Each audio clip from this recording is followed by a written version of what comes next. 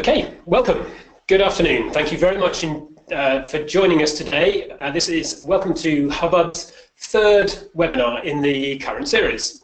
My name is Howard Lake, and I'll shortly be introducing you to our two guests for the next hour. But I thought I would give you an idea of how the session is going to run. We are talking about how do you run a crowdfunding program. And thank you very much indeed for those of you who attended the last session. You gave us lots of ideas, practical, quite distinctive questions that we could ask. So we've included those into three sections this afternoon, each of which will run for about 10 minutes. And we will tap into the experience and expertise of Simon Buttenshaw and Kat Carter for the afternoon. You are more than welcome to contribute your questions, thoughts, ideas. Please use the chat box that you should be able to see on your screen. And we will try and take questions at the end of each 10-minute session.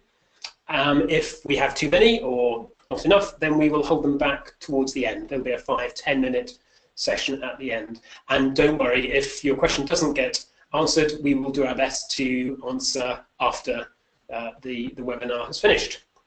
So, without further ado, I would like to invite Simon and Kat to introduce themselves. So, Simon, do let us know who you are and crowdfunding. Hi, thank you very much, Howard. Yes, so I'm the head of regular giving at the University of Nottingham. So I've been involved in running a crowdfunding platform with Hubbub for just over a year now. So we've just finished our first kind of full cycle, and we're using the platform largely to promote student-led projects. So it's largely around students' own projects. Okay, thanks very much. And Kat? Hi everyone, I'm Kat Carter, and I work with Hubbub as a fundraising specialist, and I'm head of the UK customer success team with Hubbub. I started my career at the University of Southampton, worked with them for 7 years, and was one of the first to launch a crowdfunding platform within higher education. That platform is now in its 4 years. It's seen really great success, and when I came over and joined Hubbub, it gave me the ability to work with lots of other clients, both in the UK and the US, to learn how crowdfunding programs were evolving and growing throughout the sector, and I'm really pleased to be here today to share that knowledge with everyone.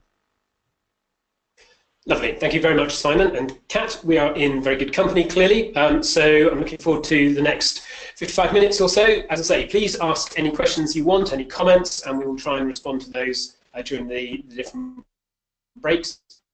This is being recorded, so you should be able to receive a copy of that. I think we've got at the moment, so there's lots of people ready to learn more about how to run a crowdfunding campaign. So we have three sessions, as I say, each about 10 minutes.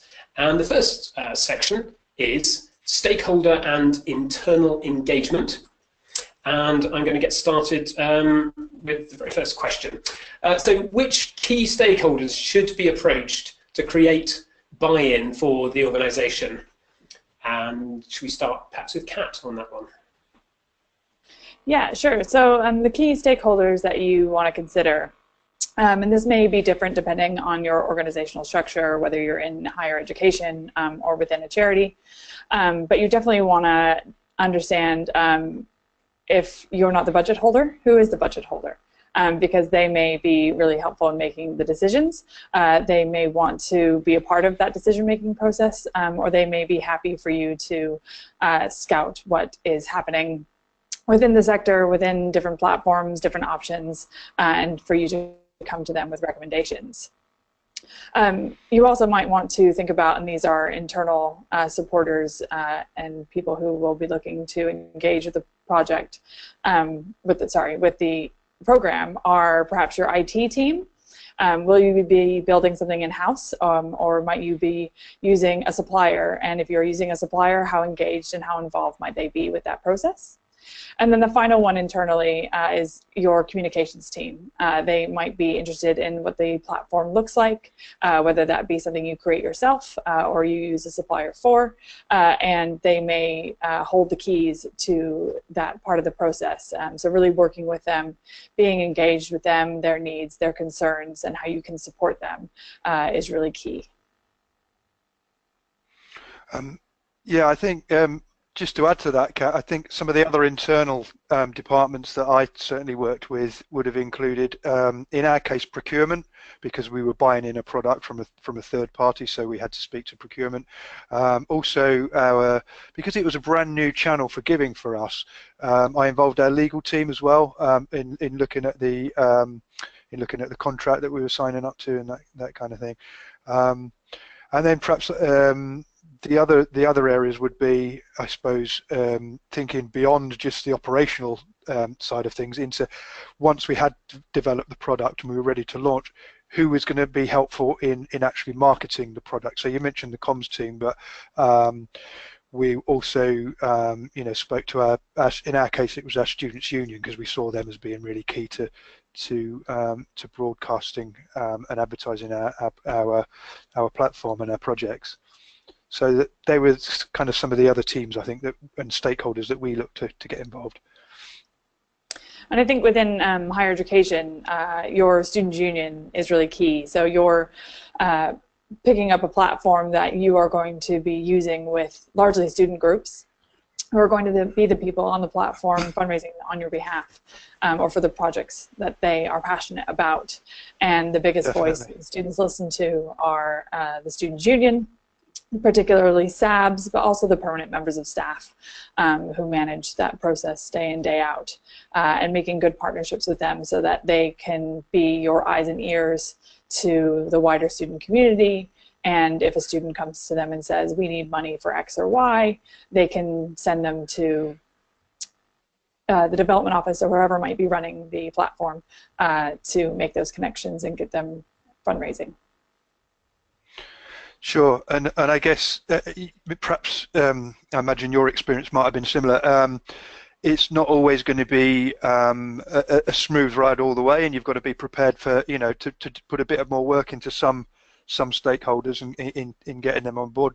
I wondered if it might be useful to kind of talk about some of the common objections maybe that that we've encountered along the way. I know, for instance, with us, because crowdfunding involved a new payment gateways, that was a whole new thing for us. So we had to kind of face some objections from finance in setting up new accounts with new providers. So that was something. Was that something that you've encountered elsewhere, Kat? Yeah, and it's something that I see a lot with the different clients that we work with. So we offer two payment gateways, one being PayPal, the other being Stripe. PayPal is a quite common and well-known brand for payment gateways, so a lot of people feel really comfortable with that. However, I would say that it's not the best donor experience. So it may be good administratively, and the finance team may be comfortable with that platform. However, I do often recommend to our clients that they try and have a conversation about integrating Stripe as their main payment gateway, because it provides a similar service. It's PCI DSS compliant. It meets all the regulations. It is becoming a very strong brand, and it is a very good donor experience, and I think that's its #1 advantage, where your donors never feel like they're leaving your website, and they're having a good experience with you, which is really important if you want them to come back and donate to other projects. But you may need to do a little bit of work with your finance team to help them understand why the donor experience is important. Definitely, yeah, and I think once you get that across, it's not really a problem. It's just you need to allow a bit of time in your project plan in order to do that. I'm trying to think of some of the other kind of departments. Certainly, our information management and database team. There were some kind of hurdles to get through there, like around data sharing agreements between the organisation and the provider. Something I'd not really thought of till I started on the project was like user access and user control. So, for instance, if you've got a rewards-based platform, then clearly, like the project creators are going to need to have some kind of access to the data in order to be able to send those rewards out. So how long do they have that access for, and do you need to get them to sign up to something that limits what they can use that data for? That's all the kind of things that a good information management manager would expect you to kind of be mindful of, really. So that they were some of the kind of challenges there. I think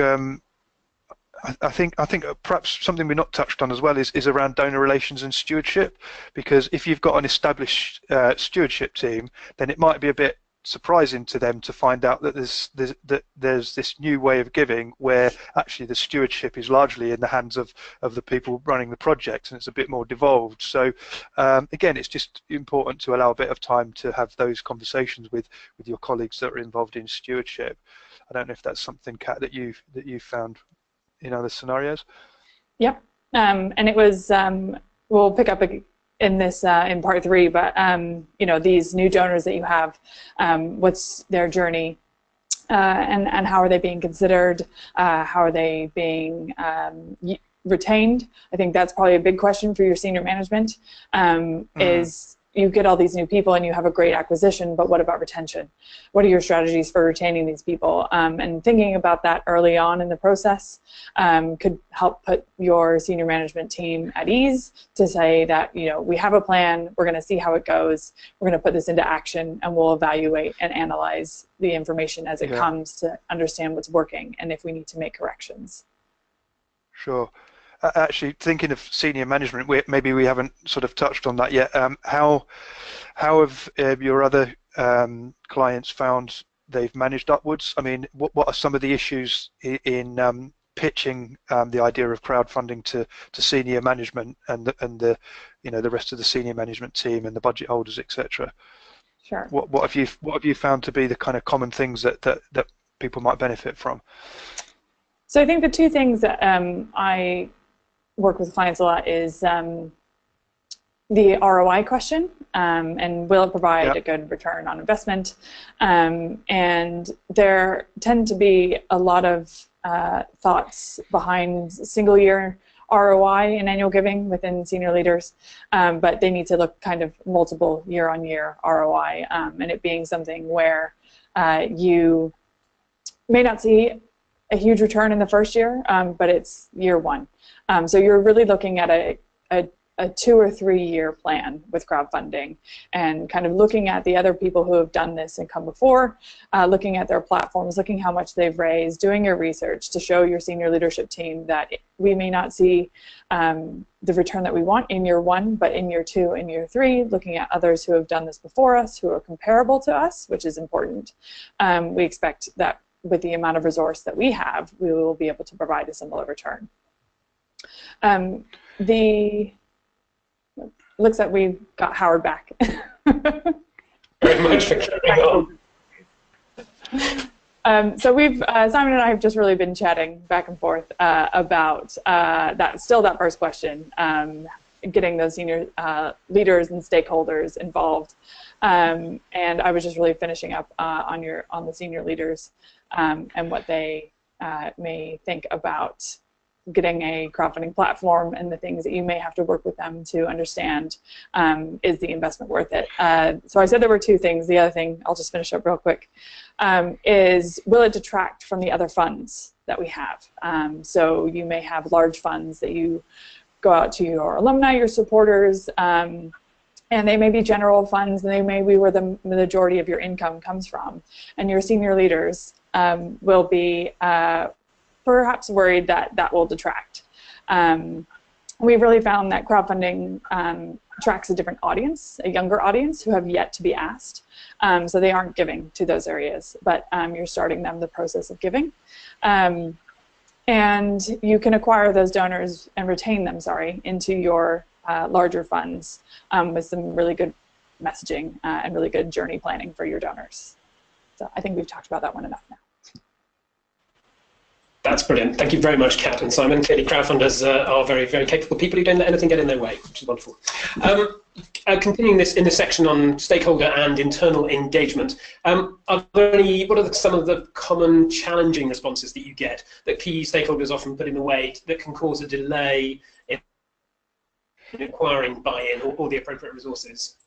Well, I think while you're away, hopefully we've kind of covered a good part of those, Howard. But the other thing I'd just like to add on the senior management side is what I found is I needed to demonstrate what the added value was of having our own bespoke platform, because clearly there's a lot of platforms that you can use that are just generic, and if you want to kind of argue for your own white label platform, then you need to demonstrate what value will that add. So for us, it was about well, two things really: better ownership of the data compared to some other platforms, and actually better ownership of the branding. So if we wanted something that was branded, in our case University of Nottingham, then clearly we needed to kind of buy in some expertise and run with that white label platform. So I think they were a couple of things that we were able to show that were important in our decision making. Okay, thank you. I'm clearly going to have to enjoy scrolling through the recording of this to catch up on that. Thank you. We're nearly at the end of the very first section on stakeholder and internal engagement. So I do encourage you to add any questions that you might have about that have cropped up from Kat and Simon, our guest speakers today on Hubbub's webinar. We'll try and answer them either now, or we will answer them in the next session or towards the end of the session. I think we'll move on now to the second session, which looks at finding projects and training in crowdfunding. So I'm going to ask Kat, how do you go about finding appropriate projects? What projects are appropriate for crowdfunding? So I kind of had to think about this, and I thought it really boiled down to three things. So it was some questions that you could ask yourself, and one of them being, do you have tangible projects? So crowdfunding works really well when you have a tangible item that people can see, people can read a story about, that's something that they can feel, albeit digitally, and that that project lends itself to large audience appeal. To get the large audience appeal, you, though, may have to have an engaged audience, which is the second thing.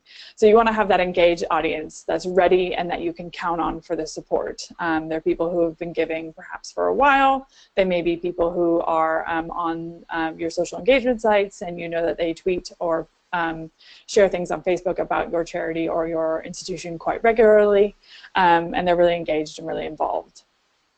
And the other one will be, do you have the resource within either your team or the budget to really manage this activity well? So a project is great, but it's as great as the people who are behind it, not only with the project creators, but perhaps the development office. Or if you're a charity, and we do find that charities run projects themselves as the organization, they haven't kind of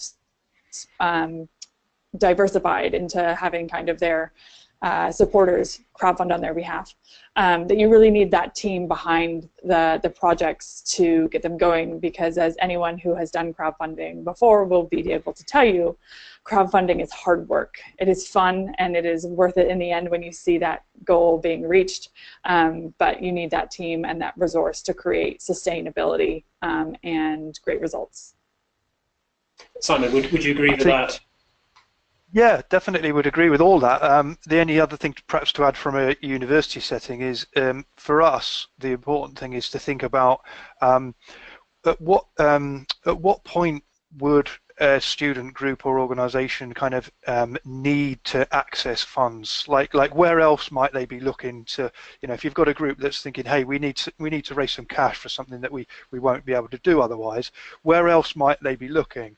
And if you can identify some of those kind of touch points that exist already, then they're the places to advertise the fact that you've got a crowdfunding platform that they can use. So for example, if there's a member of staff that maybe sits in the students' union rather than the university, that's responsible for helping with funding for those groups, then obviously they're the stakeholder to get on board, and like we've done that by that person embedding crowdfunding into the SU Society training. So that's been really helpful. So I suppose it's about thinking about those touch points and where you can kind of link up with them. Really, that's it for us. Okay. And who decides overall? Who decides which projects are worth crowdfunding for? Where does the decision rest? I'll let you go with that, Simon, from a higher education. Okay. Well, in our case, I mean, ultimately, as far as possible, we do want the crowd to decide that. So we want to be not to be too picky about which projects go onto the platform. However, the platform in our case is branded as the University of Nottingham, so we have got some responsibility to for some level of governance. So we'd just contact the students' union or a head of an academic school and just make sure that they're happy in principle with that kind of project going ahead, and it's usually a fairly quick conversation, and we haven't encountered too many problems so far with that. But we do have to have some kind of sign-off process. And in some institutions, that's more formal than others. So when I was at Southampton, we didn't have such a formal process. So it was kind of projects would come in, we would discuss them in a kind of weekly one-to-one with the head of development, and then it would kind of be a yes or no situation. But that was just the resource level that we had, and different institutions will have different resource. From a kind of charity side, again, as I said, charities may be running these projects themselves. So you may decide to run a project amongst the team who are running a larger appeal, and for it to kind of back on to that larger appeal. And that's just a kind of quick decision to be made between that team. Okay. I guess in a charity setting, it depends on whether the person running the project, are they running it in aid of the charity or on behalf of, and that will determine the kind of level of authorization, perhaps, to some extent. Yeah. We've actually had a question from Jess, and because we didn't have a question session at the end of the last, I'm going to go straight to that now. So Jess has asked, what tips do you have about managing beneficiaries' expectations about the potential amount raised? How do you keep people with their feet on the ground?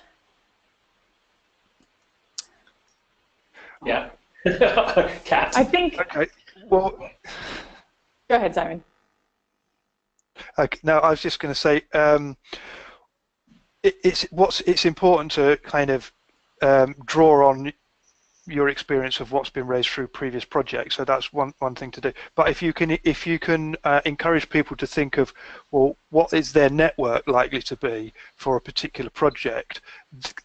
Obviously, the amount that you raise is always going to be kind of proportional to the network that they can access. So if you from the start enable kind of bring beneficiaries in and start to think along those lines, then they start to get a bit more of an idea that crowdfunding isn't just this thing that will happen and miraculously like loads of donations will come in. They have to be in response to a network. So that would be one way of getting them to kind of manage their expectations, I think. So in terms of the network, do you mean the quantity, the numbers of people, or do you mean the quality or even the variety? Yeah, both. I mean, I think one of the things we do with student groups is we get them to map their network, and so I think you can't be sitting a group down with a big sheet of paper and get them to kind of create some kind of mind map of who their network is, and get them to think a bit more creatively beyond their immediate network. And I think if you do that, then very often people can sort of widen their horizons a little bit and think a bit more creatively and start to sort of that's where we really sort of see them engage in the project. So that could be helpful. Yeah, it's one of my favorite parts of the trainings that we do with student groups, when we ask them to do exactly what Simon just said, of map their network, and they come into the room with no real plan as to who they're going to reach out to, and they leave with a list as long as their arm of people that they can reach out to, and the people that they didn't know that they knew would be involved. So kind of using that as a way to leverage their planning, which is as important as the project itself, is really important. So actually, there are sometimes it's a good question. Good question. It is, yes. Are there times when, so in that case, I think based on what Kat just said, there are times when you can actually manage expectations upwards to actually encourage fundraisers to look to their network and aim to raise more. I got the sense that Jess suggesting that you have to manage expectations down, which I think is more common in crowdfunding. But yes, there is that other alternative. Wondering if you want to name, either of you, any sort of particular institutions you've seen who've found projects and trained well, and you may refer to your own organisations as well. Any good examples? Who's doing it well or has done it well? So I'm going to give a shout out for the University of York. So they have done a really great job resourcing their crowdfunding program. So they launched at the same time, just slightly earlier than the University of Southampton, and had more dedicated resource. And I was really able to see how their program was able to grow through that dedicated resource, that they were able to have an individual who was, their only job was to manage the crowdfunding activity, and that was from finding projects, creating relationships, training the students, to managing the projects as they run and helping with stewardship and the whole process. And their platform and their program was really able to grow at a much faster and stronger rate, and they've done a really great job. And if any of you are attending the Regular Giving Conference next week, you'll be able to hear about their session, or hear about their program in their session that they're doing. Well, I was just going to, you've just got me thinking, Kat, sometimes you might need a bit of internal PR in order to acquire that level of resource. And one thing that I've sort of found it helpful in explaining what we're doing to others is if you think of if there's a group that are likely to raise, I don't know, a couple of £1,000 from a project, something like that, if you had a donor that was just giving you a check for £2,000, you'd probably think it was worth going to meet them a couple of times and spending a bit of time with them before the gift could come in. That would be, fairly typical. So it's actually definitely worth, spending a couple of hours with a group that are going to run a crowdfunding platform, if that makes a difference between them raising a couple of £1,000 through the platform. So I think it's appropriate to put an appropriate level of resource into those kind of meetings. Okay. Another question from still in the second section, so we're nearly halfway through this Hubbub crowdfunding webinar. From the point of view of finding projects and training and resourcing the campaign effectively, have you got any suggestions on what can help ensure project success? I'll go back to Simon, I think, on this one. Okay, well, we've touched on this already, but I think the biggest thing that's made a difference with us is meeting project creators face to face. So certainly any project that's going to raise, I don't know, in excess of £1,000, it's really important to spend a bit of time with them and meet them and talk through things with them at the earliest stage possible, really. Just to kind of follow on from that, don't drown them in every kind of bit of advice you think you can give them straight away. I think it's quite good to kind of drip feed them and sort of like nurse them through the project. I think early on we were a bit guilty of emailing a student with 10 attachments and here you go, read through all that and you'll be able to navigate your way through things. So we tend to kind of take things a bit slower now, and that seems to work much better. I think the other thing that can help with success is if you're able to offer some sort of matched funding, whether that be from a pot of donations that comes in from your alumni or other supporters, if you're a charity. So you may have a general fund, and the fund that's the project that's being fundraised for can receive match funding from that. Or if you have a major donor who is really passionate about the same kind of activities that are being run within the charity and they want to give to the crowdfunding project and match donations that come in.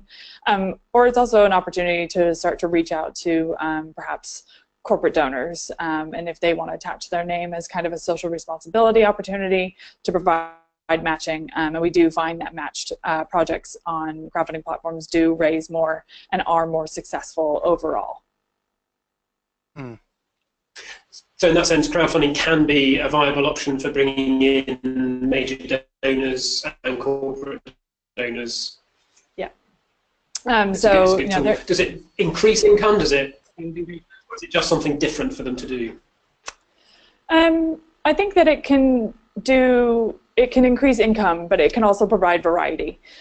So you may have donors who give to the greatest need because they want to give to the university, and that's just the closest thing that may align. But crowdfunding may ignite a larger passion that they have particularly. So if they were part of the Rowing Society or really passionate about engineering, and that's what they studied, and your engineering team are doing a project, they may find that that closely aligns with what they want to give, and while they may perhaps still give their large major gift to a central priority, that they may perhaps give a larger a small to medium-sized gift to a crowdfunding project. So it can kind of give them a bit of variety, bring in additional income, and really give your major gifts team a bit of variety to their roles as well, if we're looking internally. And I think it's really important to work with that internal team to provide them with the tools that they need to inform them about projects that are coming around, and to let them go to their donors and have those conversations and then come back to you. Mm. Yeah, I'd agree with that. I mean, I think we know when our major donors come to stewardship events that they love meeting beneficiaries.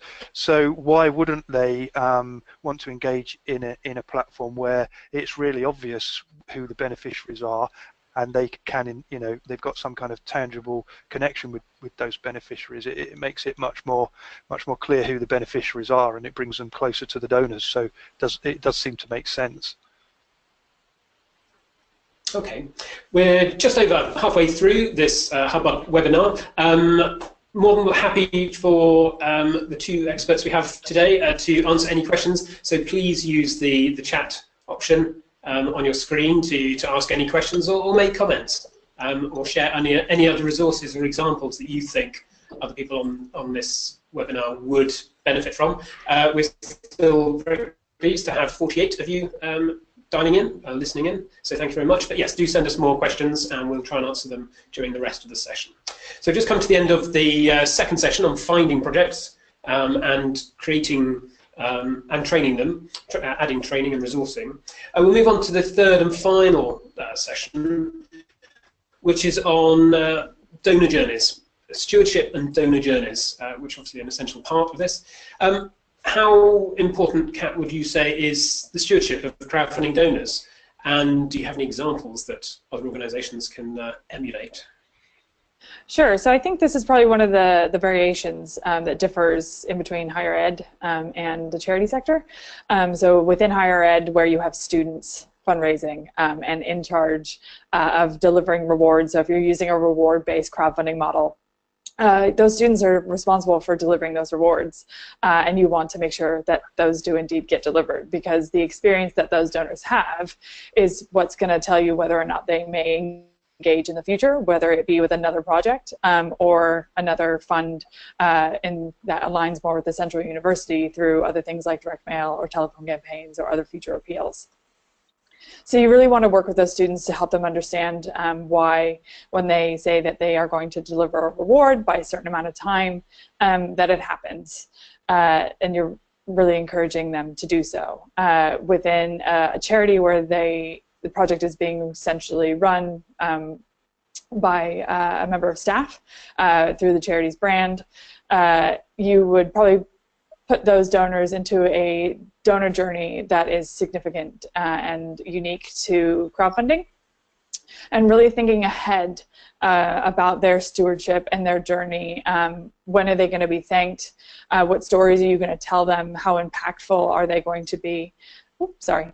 And what the next step is for them in their journey, so that you can retain them. And the ultimate goal there is retention, which may be a worry of your senior leaders. So if you can really plan that journey well, you can help ease their minds about how that's going to happen. Yeah, I think the way we've approached it is maybe to think about pledges and donors through crowdfunding. If they look like the rest of our donor database, then we would perhaps think about stewarding them in similar ways. Whereas if they're perhaps a bit more kind of likely to be a bit more distant from the organisation because they've only really engaged because it's the person that's running the project, so like, you know, family and friends and so on, people running the project, then they would need to be stewarded differently, and we need to have different expectations about their retention.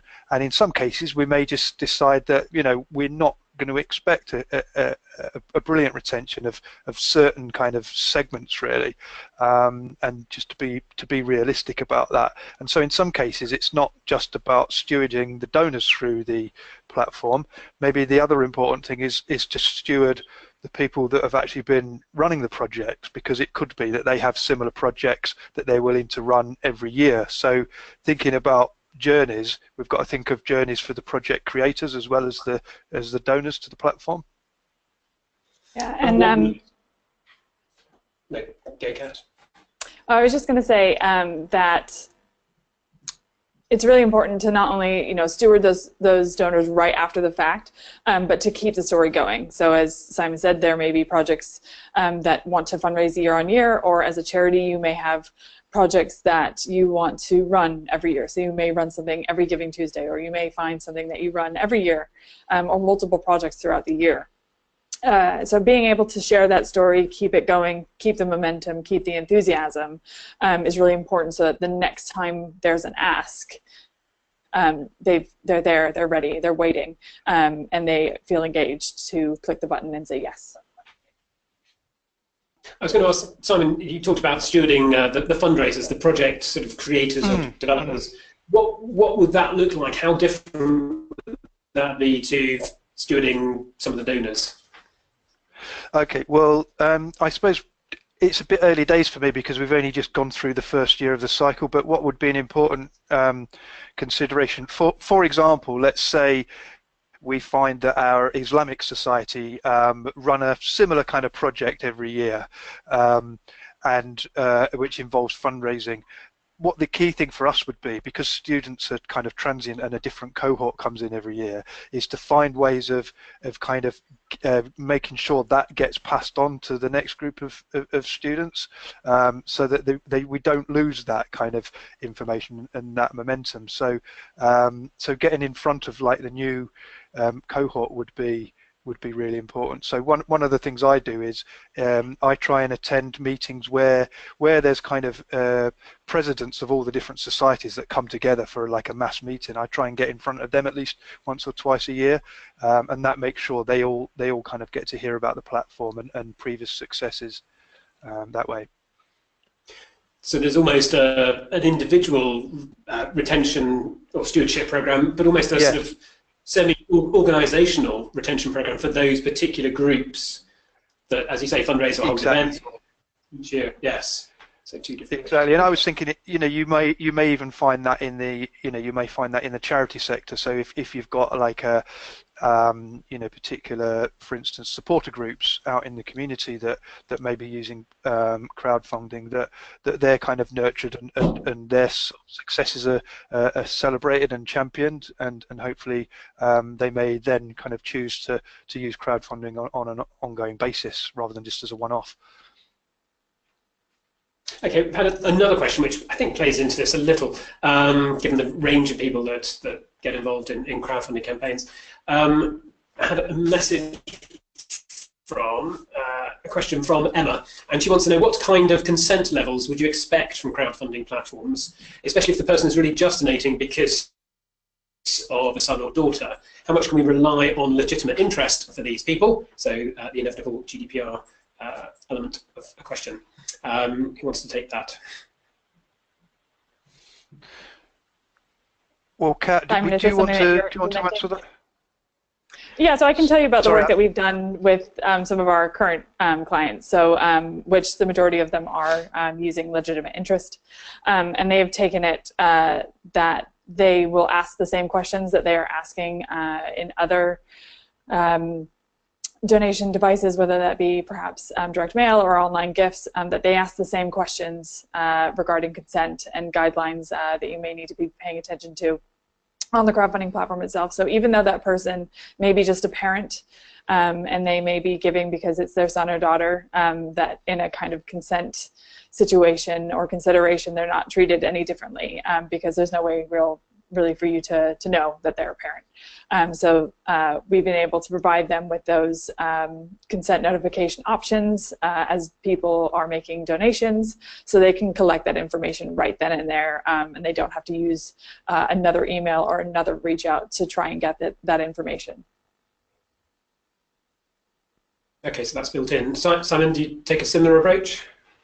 Yeah, very much so. And I think, well, I suppose the only other thing I might add is, in the first instance, it's not generally an issue, because I suspect most of the people arriving on the platform have come in through seeing the project on social media.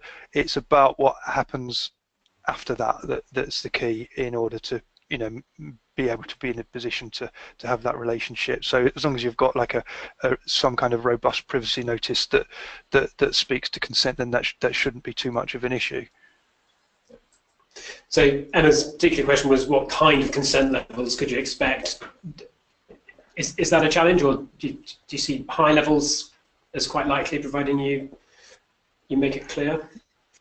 Yeah, I think so. I mean, in our case, I think because people see that the platform is branded as part of the organisation, then we're finding that most people will opt into that. I think sometimes with some other platforms, they may sort of feel less inclined, because they're more concerned that that's going to open the way to receiving information, you know, from a range of different organisations, or the platform itself, if you like. So we haven't found that to be an issue. And Kat, you were going to say something. I think it's just something to consider about how much information you may ask for, and depending on the level at which you are deciding to collect consent, whether you're using legitimate interest or going full-on opt-in consent, you may have different levels of information that you need to ask for. Legitimate interest can be easier because you would have less requirements for them to tick boxes as they are making their donation, and of course you don't want to put too many barriers in the way between them selecting that they want to give and them actually making their gift. So that's something to consider, because if you are using full consent and you need to ask for the information, can it be used and how it may be used, that you might not do that on the journey itself when they're making their gift, but you send them a separate email, you send them to a separate site, and you ask them to opt in to that consent there while you still have the opportunity to do so. And following on from the idea of GDPR incoming and being addressed now, does crowdfunding offer a solution for perhaps ongoing regular income for organisations that find some of their traditional fundraising channels are challenged by GDPR? For example, telephone fundraising, face-to-face, and so on, certainly for charitable organisations, I think. Yeah, so I think... Yeah, so I think that it's a really great opportunity to engage with a group of individuals who you may be already known to, or you may not be. And there is this huge community of millennials who charities may or may not be reaching out to. And while your telephone campaign or direct mail campaign may be reaching a different audience, your crowdfunding program can help you get engaged with another audience, or with people who you don't know that you do want to know. So in the case of higher education with alumni, through the opportunity to share these projects, you can reach out to donors who you don't have the information for, who are lost to you, and regain that connection with them. And crowdfunding really isn't just for a young audience, it is for a variety of audiences. There are lots of different age groups that use social media that are interested in this kind of fundraising as an opportunity, and it can definitely be a way to reposition your resource if something may be threatened. And this is something that I've seen with Cardiff Met. So they decided to stop their telephone campaign and are no longer calling their alumni, and instead they put the resource into a crowdfunding program and are using it more on an enterprise because enterprise is a big thing for Cardiff Met in terms of their alumni engagement and their institutional priorities, and they're going to be using that to encourage their alumni to give to student enterprise projects in a philanthropic way. Okay. Simon, do you I think well, I'd agree with Kat to a point, although I think it's sort of in defense of phone as a kind of channel. It's important to recognize that with crowdfunding, we only really get to kind of know our audience when they've actually made a gift, whereas with phone you may speak to somebody 3 or 4 times with maybe a few years in between, but you can record those conversations on your database and kind of develop a relationship over time, and it could be that only the kind of, you know, the 4th conversation is the time that they make their first gift. So, and that's like quite valuable. So they're 2 completely different channels, and so far we've found we're getting kind of different. It speaks to a different audience, but it's very early days for us. So I wouldn't kind of pretend to have a great deal of expertise yet, but we'll see what happens in that space. Okay. We've come to the end of the 3rd section, in the 3rd and final section in this how do you run a crowdfunding campaign webinar from Hubbub. More than happy to answer any questions. If you've got any, then please add them via the chat box you'll see on your screen. If there are any more, yeah, please add them now. In the meantime, I was going to take the stewardship and donor journey element just one stage further, and then ask both of you, each of you, how do you effectively evaluate a crowdfunding campaign on the grounds of it being an ongoing source of income? Simon, so okay. Well, okay, ahead, Kat, after you. We're being very polite. Okay, I'm gonna talk, Kat. Okay. Otherwise, we'd be arguing all afternoon. So I think in terms of evaluation, we've got like a handy report that we can draw off the platform, which is really, really useful actually, which breaks down in income by each project. It shows us which projects have kind of raised what sums, and also we take that a stage further and we use our kind of database team to break that down by different constituencies. And again, that's really important, because it's not just enough to say, well, you know, these kind of projects seem to raise the most money. We want to see which of our audiences are engaging. So that's really important. And that's told us a whole lot more really, and it's been quite important to get a bit more granular there, which you wouldn't necessarily expect to get that from the platform, but once you feed the data back into the database, then that's how we can we can work with that. How does that compare to what you've done? So I was going to give just one example from my time at the University of Southampton, which was with their Formula student team. So that team has been crowdfunding every year on the platform, and they could keep going forever. They have a really engaged group of alumni.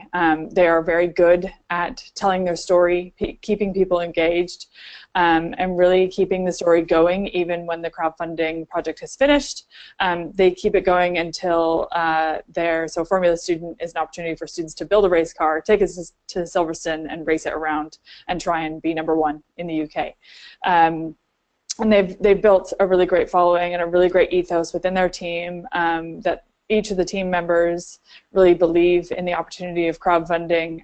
They are very good with their donors, and their donors now know that every year they will be fundraising, and when they're ready to be asked, they're ready to make their gifts. And I think that really opens up a kind of a wider just kind of ethos about retainable crowdfunding projects, that it's really about the engagement and the passion that those projects have and how well they connect to perhaps the values and the ethos and the passion of your donors and to the cause. So if you can keep finding projects that really dial into the emotional connection and the passion that your donors have for your charity or particular entity within your institution, you can really keep those projects going again and again. That's good. Okay. Anything to add, Simon? No, I'd agree with that. It got me thinking more widely, actually. And again, this might touch on the, it might kind of resonate with the charity sector as well. Because crowdfunding, no one's saying that it's easy to raise cash through crowdfunding.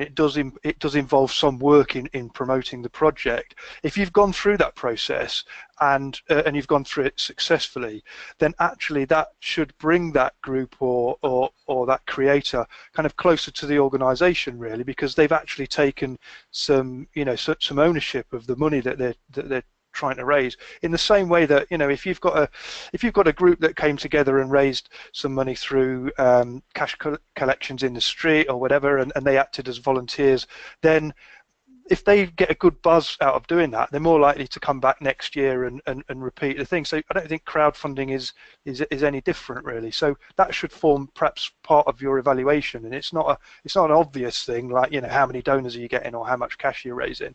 There's a kind of wider I think it was that word emotional sort of connection that you get from crowdfunding as well, potentially. Talking of which, crowdfunding does have a whole variety of overlaps with other sort of fundraising skills. We've just had another question from Jess, and she's asked if either of you have experience of running an in-memory campaign, and if so, what tips you have for running such a campaign. And there's a context to this. She says that a prominent member of staff has passed away, and other internal stakeholders want to run a campaign in his memory with the aim of raising £350,000. So do you have any tips or guidance on that in terms of crowdfunding in memory? I've not used crowdfunding for an in-memory campaign, although I'd certainly be open to that. I mean, £350,000 does sound like a pretty massive campaign, and I think what I have found with kind of more offline fundraising in memory is it's really important to kind of scrutinize like who is really likely to give to that campaign, because I think I have found in some cases where it's like somebody like perhaps a fellow member of staff has passed away or something like that.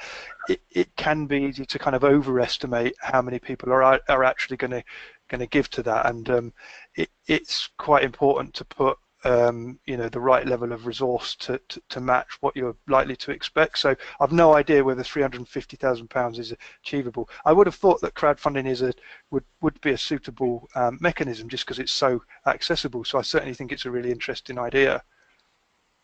I don't know if you've got any experience yourself, Kat, or yeah. So for in memory, if you kind of go on things like Indiegogo or Crowdfunder, you would probably find a lot of in-memory campaigns, and they're a great way to honor an individual and to capture the passions of those people who are connected to them, who want to do something to remember that individual. If you're going to attach an amount to it, it might be a good idea to attach something tangible to that amount. So what is that amount going to help provide? Is it going to be a dedicated space? Is it where the person can be remembered?